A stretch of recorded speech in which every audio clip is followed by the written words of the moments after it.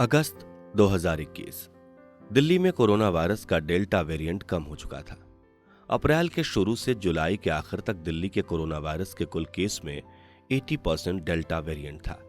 अब अगस्त 2021 में दिल्ली में कम मामले थे डेल्टा वेरिएंट के, क्योंकि वो लाखों दिल्ली वासियों को प्रभावित करने के बाद यहां से चला गया था भारत के किसी और राज्य में।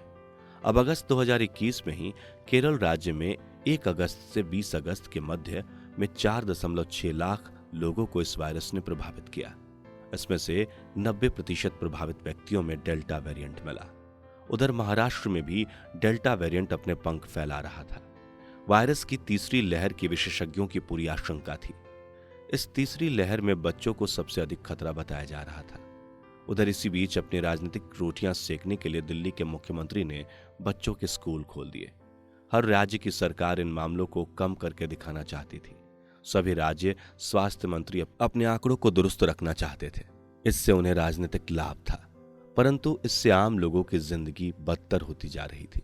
कई राज्यों में चुनाव प्रक्रिया हो चुकी थी। बहुत से शिक्षकों को चुनाव ड्यूटी पर जाकर अपनी जान से हाथ धोना पड़ा था। नेता स्वस्थ थे, वे अपना पूरा ध्यान रखते थे।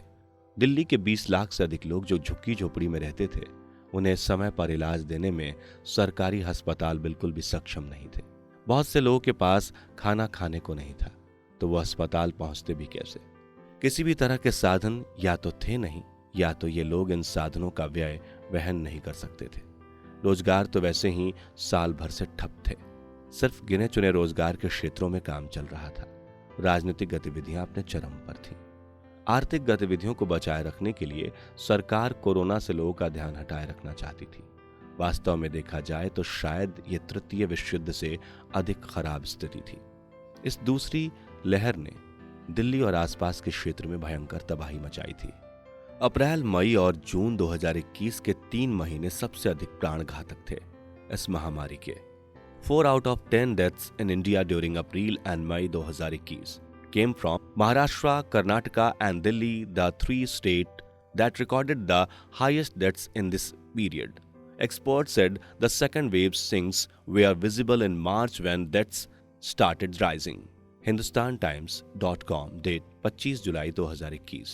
टोक्यो ओलंपिक में भारत के एक गोल्ड ने सारे मीडिया का ध्यान महामारी से हटाकर अपनी तरफ कर लिया। उधर अफगानिस्तान पर तालिबान के कब्जे वाली खबर सबसे अधिक दर्शक बटोर रही थी। विशेषज्ञ तीसरी लहर से बचने की योजना बना रहे थे। आम जनता अपना पेट भरने के लिए डरती डरती रोटी कमाने निकल चुकी थी।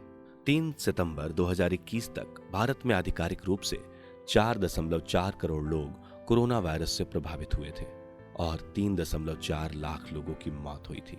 पर सरकारी आंकड़े तो सरकारी आंकड़े ही होते हैं। अनाधिकारिक अनुमानों के अनुसार भारत में 20 करोड़ लोग वायरस की चपेट में आए और उससे पैदा हुई शारीरिक कठिनाइयों के कारण 30 लाख से ज्यादा लोगों की मौत हुई।